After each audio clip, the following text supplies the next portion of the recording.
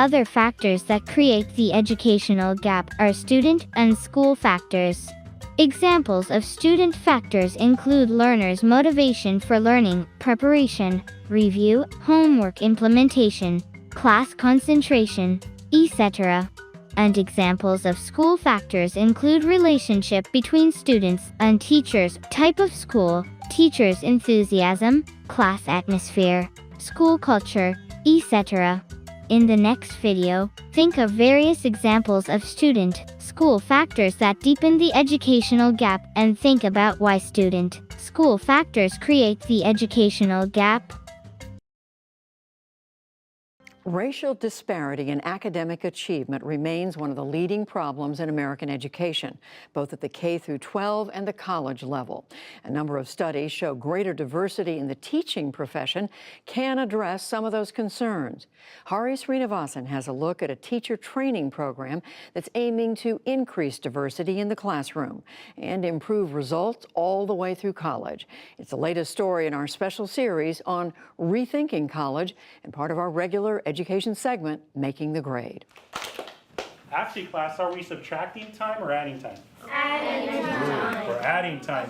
Francisco Martinez will earn his teaching certificate this month, but the 26-year-old teacher-to-be wants to be more to his students. My goal is to be a good role model. Martinez, who was born in the U.S. to immigrant parents, says that his own teachers in school were overwhelmingly white. He hopes his background will resonate with elementary school students in Fresno, California, where the district's enrollment is 67% Hispanic. I feel like I can relate a lot to the students. Some of the experiences they're going through, I've seen myself, and I guess in a sense I can kind of provide another ear or another person to rely on. Martinez may be right. I'm going to keep my welcome short because Cassandra Herring heads an alliance that helps prepare teachers for diverse student classrooms. We know from research that having a teacher of color actually can move student achievement.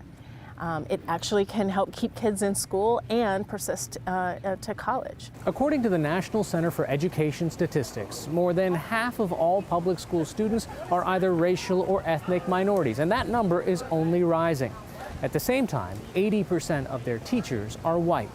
Experts in higher education are trying to fix that gap. We need to make sure that every single ed prep program is training every single teacher candidate to bring about student achievement gains for all learners. While minority students have made gains in recent years, an achievement gap still exists between the races. According to the U.S. Department of Education, in some grades, the gap in reading and math achievement between whites and their Hispanic and black classmates remains in the double digits. I'm so excited that we are here today for the spring convening. Herring's alliance, called Branch Ed, launched a new initiative with colleges across the country to improve teacher preparation programs. When we go into our classrooms, capture what you see and hear teachers saying and doing. This month, the alliance met in Fresno at Vang Pao Elementary School to observe student-teacher candidates from California State University, Fresno, including Francisco Martinez's class. How many of us thought that was false? Raise your hand. Observers used a rubric to assess the role of diversity in teaching and learning.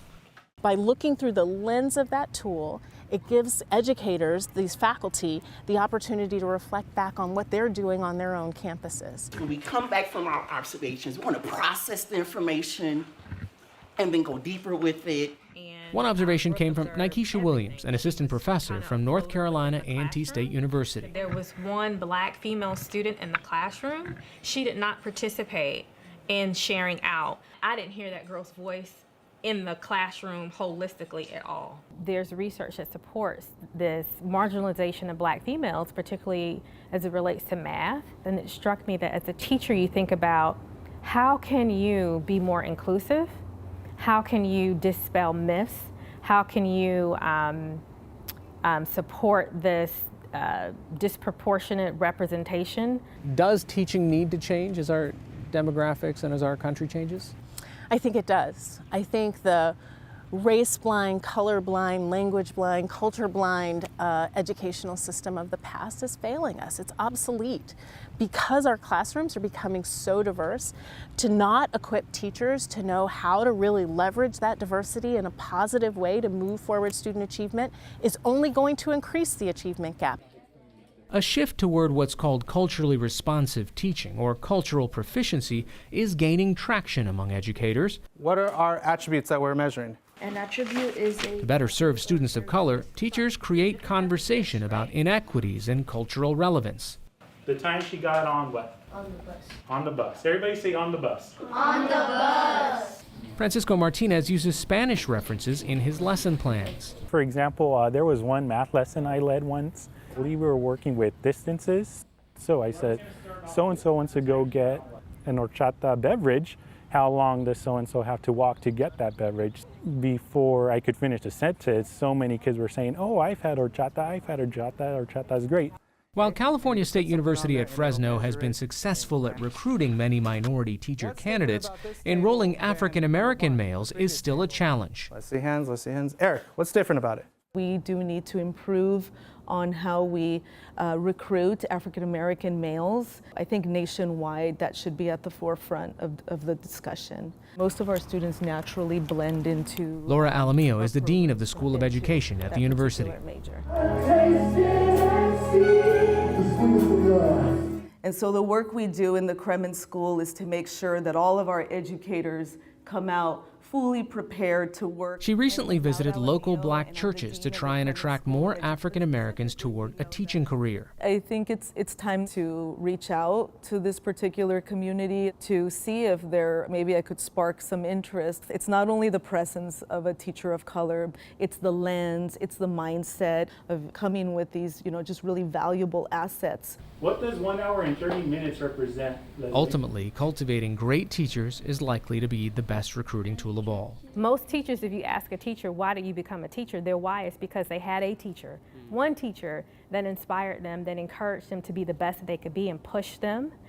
For the PBS NewsHour, I'm Hari Srinivasan in Fresno, California.